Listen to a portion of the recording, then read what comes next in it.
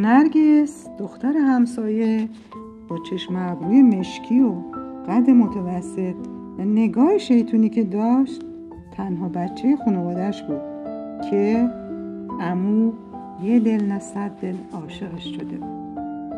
شبا جلوی در خونه‌شون منتظر عمو وای میستاد. عمو هم که تو جوراب بافی کار میکرد گوشه‌ای صبر میکرد تا فرصتی بشه دور از چشم همه یواشکی جورابایی رو که براش آورده بود تقدیمش کنه.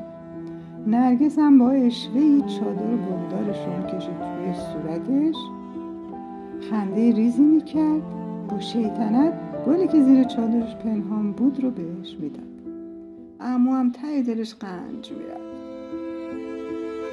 مدام پاپی ننه بود که برین خواستگاری، اما ننه تاقچه بالا میذاشت. هر روز بهانه میآورد و عمو رو از سر باز میکرد. بالاخره ننه تسلیم شد. طبق رسوم اون موقع با یه کله قند و یه قواره پارچه نفیس و یه جعبه شیرینی با 2 دختراش رفتن خونه نرگس.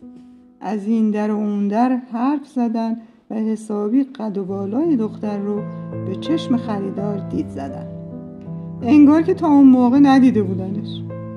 آخر سرم مادر نرگس گفت والا اختیاردار که باباشه، من که نمیتونم حرفی بزنم، شب بیاد خونه ببینم چی میگه.